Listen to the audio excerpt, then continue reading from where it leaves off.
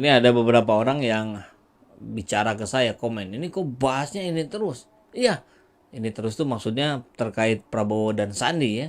Saya bilang betul, bahkan saya mau pertegas juga karena ini harus menjadi sebuah edukasi ya, pendidikan politik bagi rakyat Indonesia ya.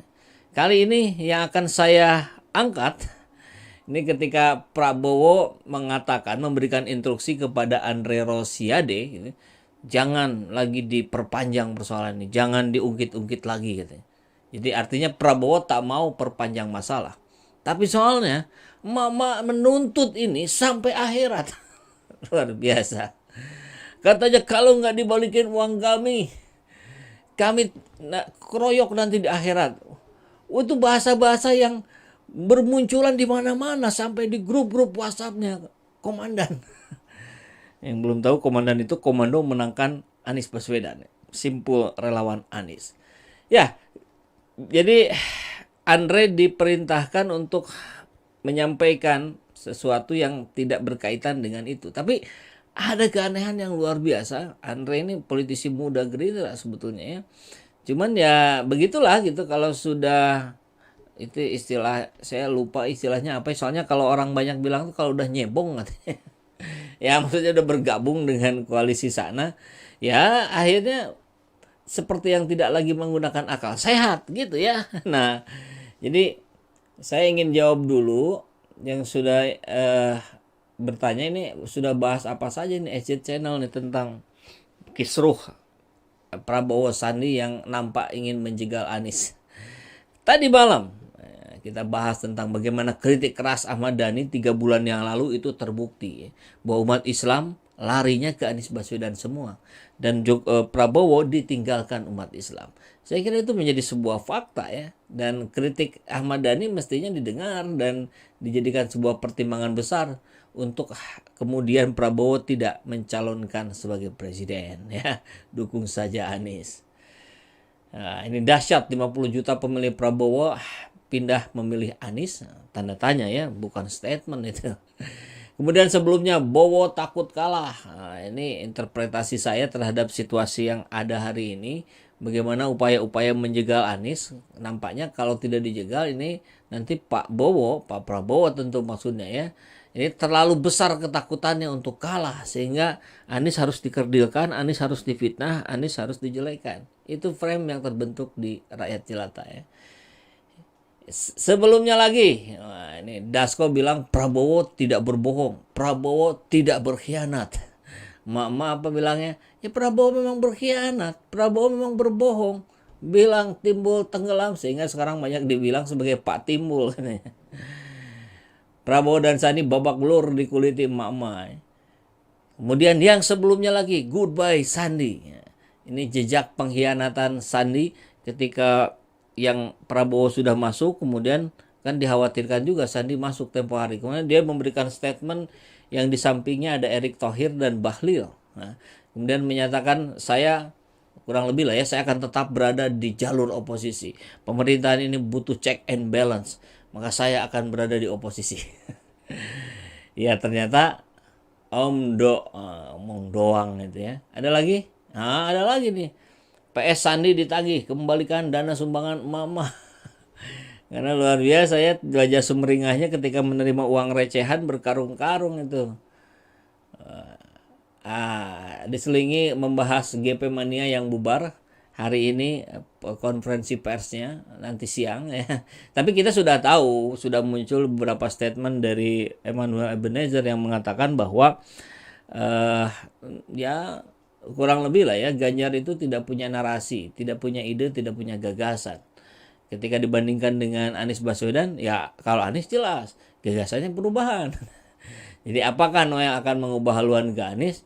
Ya tentu saya kira hari ini belum bisa terjawab ya. Kita lihat saja besok lusa apakah dia akan beralih ke Anies atau ke Prabowo. Nah, tapi sebelumnya ini ada seorang siapa ya, advokat tapi sekaligus ketua DPC Gerindra Jakarta Selatan apa Jakarta Timur gitu. Ini dia, kalau saya diberikan kuasa oleh Sandi saya akan tagih hutang ke Anies. Weh, luar biasa, ini debt collector apa cari panggung gitu ya. Kemudian Yusri Limbung ada lagi, ini pas ya, Garuda tidak boleh berjilbab, kurang lebih begitu ya, kita bahas itu. Rocky Gerung, Sandi Picik, penjegal Anies bertambah. Ini orangnya. Wah, terbongkar intrik Sandiaga Uno, jegal Anies. Ya, memang banyak, memang sengaja saya sampaikan karena ini pelajaran penting untuk kita semua. Jangan sampai kita memilih para pemimpin yang punya potensi berkhianat, punya potensi berbohong. Begitu ya. Nah, sekarang kita masuk pada apa yang dipesankan Prabowo kepada Andre ya. Oke. Sudah 100 lebih nih yang gabung. Oke ya, nanti kita diskusi. Silakan sahabat AJ Channel semua memberikan komen-komennya di kolom live komen. Kita akan sambil bahas sambil jalan ya. Andre Rosiade, Prabowo perintahkan tak ungkit perjanjian Anies. Ya, kebayang ya seperti ucapan saya kemarin ya. Ini dia lempar masalah, lempar batu pada kerumunan orang, kemudian dianya sembunyi gitu. Kemudian udah jangan diperpanjang, udah jangan diungkit-ungkit. Lah, Anda itu melemparkan batu sudah melukai banyak orang, banyak kubu. Kemudian bilang seenaknya saja, sudah jangan diungkit. Ngaco itu. Aduh, ini berita kemarin ya. Sekarang hari Kamis ya. Ya, kemarin. Ketua DPD Partai Gerindra Sumbar sekaligus anggota Dewan Pembina Partai Gerindra Andre Rosiade mengungkapkan, Ketua Umum Partai Gerindra Prabowo memerintahkan kadernya untuk tidak mengungkit soal perjanjian Anies dengan perjanjian Pilpres dengan Anies Baswedan. Sebab perjanjian itu konsumsi internal Partai Gerindra. Ini mirip-mirip apa ya? Cek ngetes gitu ya, cek gelombang ya. Wow, gelombangnya besar nih, tapi ini berbalik bahaya nih, jadi bumerang ke kita. Udah jangan dilanjutkan. Kan barangkali begitu ya. Kalau mau, kalau alasannya alasan internal, ya sudah, ngapain diungkap ke eksternal oleh Sandi.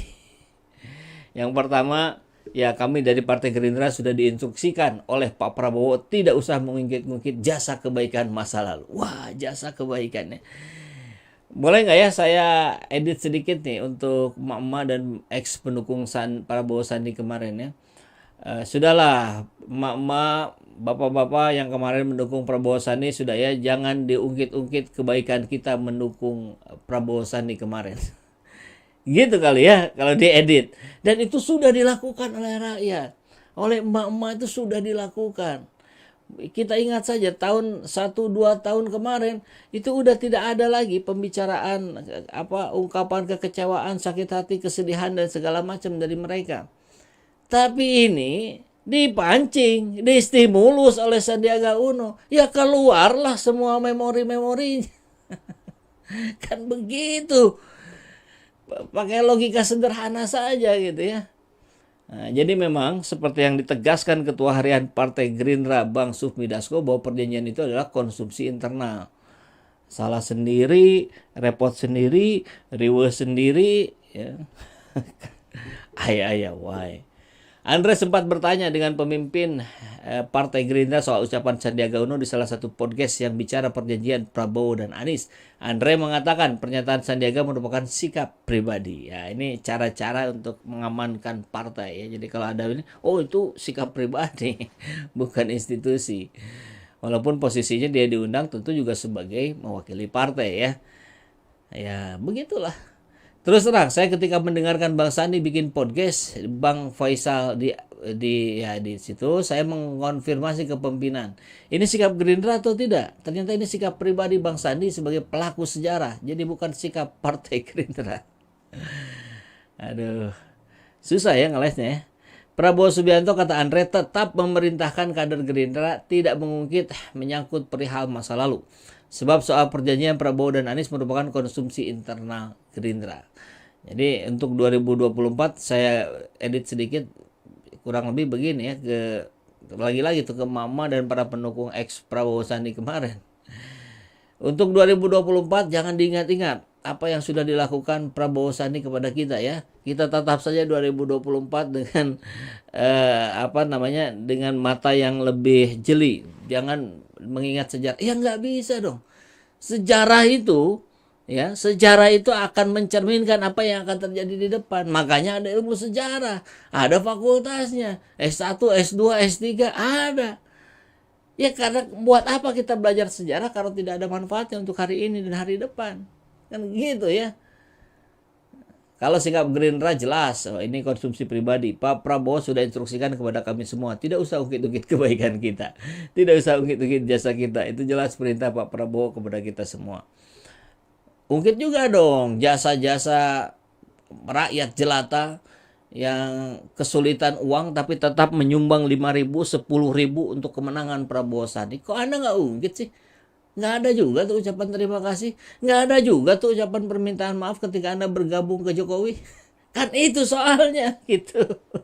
Ya. Andre menegaskan juga bahwa pada perjanjian Prabowo Anies soal Pilpres ada. Nah ini. Namun Andre mengatakan tak ada soal tahun dalam perjanjian Prabowo Anies. Saya ingin pastikan perjanjian itu ada. Tidak ada kalau soal tahun. Nggak ada tahunnya. Di perjanjian itu selama Pak Prabowo nyalon presiden. Ingat ya, kalimat sebelumnya ini alinea sebelumnya. Prabowo bilang jangan ungkit-ungkit. Kepada kita diinstruksikan untuk tidak mengungkit-ungkit. Kemudian di bawahnya Andre menegaskan bahwa perjanjian itu ada dan dia tidak menyebut tahun. Baru pindah satu alinea saja, Anda sudah membatalkan alinea sebelumnya, Andre. Ya saya nggak tahu kalau dianggap nanti kesalahan Detik News dalam apa menyusun alinea yang harusnya di atas digeser ke bawah. Yaitu terlepas dari itu semua, tapi satu topik yang sedang dibahas oleh Andre Rosiade ini bertolak belakang sama sekali dari satu alinea ke alinea lain. Katanya jangan ngungkit-ngungkit, tapi masih dijelaskan. Loh gimana ini Andre? Kacau. Jadi luar biasa ya katanya perjanjian itu berlaku seumur hidup. Ya tentu kalau kita menggunakan akal sehat, tempo hari perjanjian dibuat dalam rangka apa? Dalam rangka menjelang pemilu 2019. Ya untuk di situ gitu. Aneh ya. Ampun. Tapi kan sekarang diungkap juga oleh rakyat. Ya sudah, kalau betul-betul mau diselesaikan, perlihatkan surat perjanjian itu. Tunjukkan ke publik, ini loh isi perjanjiannya. Kan dari situ kemudian kita bisa berakat dalam menyelesaikan. Lah ini ada perjanjian begini, menekan, mengkerdilkan Anies Baswedan. Kan begitu ya. Kemudian mana perjanjiannya? Ya sudah, jangan diungkit-ungkit lagi. Aneh bin ajaib ini Gerindra ini ya. Luar biasa, politik bisa bolak-balik seperti ini ya. Kacau. Udahlah, kita sapa dulu sahabat EJTN semua yang sudah hampir 400-an bergabung bersama-sama ini. Mulaikumahwa, assalamualaikum. Ikhwan filah, Palos Sambar Hadis Sambas. Oke, ya terima kasih ya. Putra Karawang, Kang Ecet, insya Allah Pak Anies Linggih, Karenggas Dengklok Karawang. Pasian kabarnya Kang, siap. Baru kemarin ya ke Karawang. Sebulan yang lalu kalau nggak salah. Acep Darmawan, sepertinya ini upaya membenturkan koalisi perubahan dengan Gerindra agar saling sikut. Ayo umat Islam, jangan mau diadu domba. Wah, itu pesan Pak Acep ya. Acil Sirajang, memalukan. Agus Sujana, Pak, wow sudah masa lalu. Gerindra partai idaman masa lalu. Pejuang Anies, semoga keduanya bisa saling islah. Mari lanjutkan dengan politik akal sehat, kedepankan prestasi daripada saling hujat. Ini sarannya bagus sekali dari pejuang Anies. Ya terima kasih. Hem Susipto, para pengecut lagi-lagi nggak mau bertanggung jawab dari ucapannya. Sayang sekali ya. Nur Azhara, mak-mak teh atau pikiran. Kawati, mendulang air ke muka, terpercik muka sendiri. Buruk muka, cermin dibelah. Senjata makan tuan menjadi bumerang kalau semua yang dilakukan tidak ikhlas, tidak lillahi ta'ala. Keren. Syam Fajafar, SU dan PS telah melepaskan hook tapi dibalas uppercut mama. Akhirnya TKO. Galunggung Sidik, buzzer oligarki bermanuver soal hutang 50 miliar tapi mereka lupa junjungannya hutang 7.800 triliun. Bagus ya kita diingatkan lagi nih. Apa kabar Pak Jokowi? Bagaimana bayar, jangankan bayar yang intinya, bayar cicilan, bayar bunganya aja gimana itu? Ayo drone, oh ini buzzer militan. Ayo drone terus angkat biar keduanya saling sikut. Jika keduanya hancur, koalisi perubahan sama Gerindra tentu kami senang. Oh ini buzzer siapa ini? Oh buzzer militan, buzzer istana yang anak buahnya Denny Siregar kali ya. Bagus bagus, sudah mulai masuk. Silakan buzzer militan undang para buzzer lainnya untuk kita diskusi di sini tentu dengan akal sehat ya. Ya, kalau keinginan dia begitu, ya sah-sah saja, silahkan saja gitu. Yang kita perjuangkan kok kebenaran, kebenaran yang hak ya. Dan kita lawan kebatilan. W. Sutrisno, Prabowo Sandi sudah berat kalau mau nyapres lagi 2024. Pendukungnya banyak yang meninggalkan. Maju terus Pak Anies. Ya itu tadi, jangan sampai untuk kesekian kalinya Pak Prabowo maju dan kalah ya. Akan jauh lebih elegan, akan jauh lebih dihormati oleh bangsa kalau persoalan ini kemudian diselesaikan betul-betul, bukan hanya bicara jangan diungkit-ungkit, tapi minta maaf lah. Ya, tadi istilah itu kan intinya kurang lebih saran yang disampaikan ini saling minta maaf. Kemudian dia dukung saja Anies Baswedan yang unstoppable ini, gelombang rakyat sudah ke Anies semua. Jadi kalau Prabowo tidak ikut memilih Anies, saya kira jeblok itu. Kalau kemarin 17%, mungkin sekarang 7% pun tidak ya. Sangat boleh jadi. Hanya Pak buzzer militan lucu. Hanya PDIP dan PSI yang akan selalu di hati rakyat.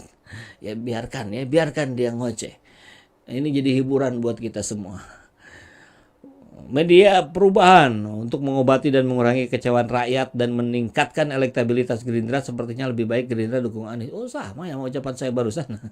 Akan lebih rasional untuk Gerindra. Yalah betul ya. Keturunan Abu Lahab tidak akan pernah habis sampai akhir zaman. Pasti ada dimanapun. Ada orang baik, pasti ada orang zolim. Memalukan, mengusik masa lalu kemudian berdalih cari pembelaan dan pembenaran, padahal justru menjadi bumerang, senjata makan tuannya sendiri. Acil Eka, tidak semua, tapi semua adalah skenario Allah untuk menyehatkan mata dan hati nurani rakyat biar tidak salah pilih, biar tidak membeli kucing dalam karung. Saya kira ini menarik sekali kalimatnya ya. Untuk itulah 14 Februari tahun depan kita akan mencoblos. Nah harusnya dari 14 Februari tahun ini capres-cawapres sudah ada. Ya baca wapres lah ya. Agar tidak beli kucing dalam karung. Dengan nama Sandi Uno nyesek jantung gue. Ungkit terus utang. Kenapa nggak diungkit, takut loh. Apa nih ya. Baik, nah ini oke. Mohon maaf ya nggak bisa kebaca semua. Kita lanjutkan nanti. Kita masuk satu pembahasan lagi nih. Ada yang menarik. Dari Hernat kalau nggak salah ya. Anies Baswedan akhirnya jelaskan perjanjian utang pada Sandiaga Uno. Ini maksudnya. Ini luar biasa nih. Ada keanehan yang menjadi hikmah untuk kita semua. Jadi pelajaran untuk kita semua. Bakal capres dari Nasdem Anies Baswedan akhirnya mengungkap duduk perkara isi hutang dengan Sandiaga Uno saat Pilgub 2017. Anies meminta kepada rekannya Henry Satrio ya Hensa untuk menjelaskan hal itu kepada media massa. Henry mengaku telah mendapatkan penjelasan dari Anies Baswedan melalui sambungan telepon. Menurut Henry, dalam telepon itu Anies telah meminta dirinya untuk menjelaskan kepada publik, kepada media. Atau mungkin ini untuk menguatkan juga, karena kan sebenarnya Pak Sudirman Said sebagai pelaku juga tempo hari sudah juga menjelaskan ini. Tapi ini kayaknya memperkuat dan ada sudut pandang yang lain yang menarik untuk kita bahas justru. Jadi sebetulnya ada itu utang piutang, itu ada. Angkanya sudah dibeberkan Mas Sandi, itu ada, kata Henry saat konferensi pers di Jakarta kemarin ya. Namun, Henry menegaskan perjanjian hitam di atas putih itu berbeda dari biasanya. Nah ini keanehannya ya. Dalam klausul tersebut dijelaskan apabila menang, utang Pilgub DKI 2017 tersebut lunas. Terus untungnya apa ya buat si pemberi utang kalau begitu? Kan pemberi utang harus dapat untung. Ada penjelasannya. Biasanya kan kalau orang ngutang itu buat pilkada, menang dibalikin. Kalau kalah tanggung ramai-ramai. Ini Mas Anies nggak begitu. Dia ubah kebiasaannya. Kalau kalah dia ganti, tapi kalau menang selesai hutangnya. Lunas dianggapnya, ujar Henry. Henry pun merasa aneh dengan komentar Sandiaga Uno yang mengaku mengikhlaskan utang tersebut sebab dalam perjanjian utang itu lunas karena Anies Sandi menang Pilgub DKI 2017 dan Sandi pun mencicipi sebagai wakil gubernur ya. Bahkan bisa 5 tahun tapi karena hasrat kekuasaannya, ada bahasa lain yang nyebut birahi kekuasaannya terlalu besar, maka dia memilih mundur sebagai wakil gubernur dan menjadi wakil presiden, tapi gagal. Jadi agak lucu statementnya, itu kebiasaan baru yang perlu ditiru. Kalau menang lunas, kalau menang terus lunas, apa untungnya? Untungnya buat rakyat. Karena rakyat tidak terbebani kepala daerah yang harus mengembalikan ongkos pilkadanya, ongkos pilgubnya. Wah, ini kalimat statement yang keren sekali saya kira ya. Kalau yang sudah-sudah ini menang harus balikin. Gimana cara balikinnya? Padahal uangnya nggak ada, sama gaji nggak ketutup. Apa coba? Ya korupsi. Korupsi itu kan benihnya dari situ. Gitu. Dari ongkos pilkada, ongkos pemilu yang terlalu mahal. Akhirnya dia pusing sendiri, ya sudah saya korupsi saja. Uang jalan nih saya naikin aja. Kan ada yang sekali jalan, uang jalan wakil bupati saja itu sudah 200 jutaan. Itu berapa tahun lalu itu? Itu info dari Diki Chandra itu ya, yang seniman itu, yang sekarang sudah nggak balik lagi menjadi seniman. Kebayang gitu kan? Itu baru apa namanya ongkos jalan, belum biaya yang lain-lain, bisa miliaran per bulan itu. Nah kalau mau korupsi ya bisa gitu dibayar, tapi kalau ingin pemerintahannya menjadi pemerintahan yang bersih sulit gitu, karena dia terbebani. Nah ini dibalik oleh Anies. Jadi kalau nggak jadi, berarti Anies nanti akan berusaha gitu kan, dengan barangkali ada usaha istrinya, keluarganya, segala macam dikumpulkan untuk dibayar. Tapi kalau menang lunas, sehingga fokus untuk membangun Jakarta, dan itu sudah dibuktikan. Gitu. Nah, kedua, kata Henry, menurut dia perjanjian itu sudah selesai, sehingga perjanjian utang tersebut tidak merugikan rakyat Jakarta. Mantap kali ini. Jadi memang kita nggak usah masuk ke berapa besarnya siapa yang tanda tangan, tapi yang jelas bukan Sandi mengikhlaskan, tapi sudah selesai. Begitu menang, selesai. Ini kan kerennya. Ini setiap kali mau pilpres, pemilu, ada satu parpol yang kelihatannya punya perjanjian dengan banyak orang. Banyak parpol saya kira ya, bukan hanya 1-2. Jadi setiap kali pemilu muncul perjanjian, apa motifnya? Kenapa tiba-tiba muncul? Itu yang mesti ditanya ke Mas Sandi, kenapa muncul? Ya, Sandi kan sudah menyampaikan begitu ya. Katanya ikhlas, tidak akan memperpanjang dan seterusnya dan seterusnya. Nah, maka dari itu saya kira ini pendidikan politik yang bagus sekali untuk kita ya. Kita juga melihat pemilu ke depan jangan sampai terbebani para pejabatnya, para calon pejabatnya dengan utang-utang politik seperti ini. Silahkan tiru Anies Baswedan ya, kalau ada yang mau menjadi bohir ya syaratnya begitu. Kemudian kalau menang lunas, siapa yang diuntungkan? Ya rakyat. Rakyat jadi tidak terbebani. Jadi pengusaha itu berkontribusi luar biasa untuk kemenangan pemimpinnya di wilayah tersebut. Saya kira begitu ya. Oke, terima kasih sudah membersamai saya di pagi hari ini. Diskusinya menarik. Kita nanti lanjutkan ke kolom komentar yang biasa ya. Kalau ini kan kolom live. Baik. Assalamualaikum warahmatullahi wabarakatuh. Semangat perubahan. Salam kedaulatan rakyat.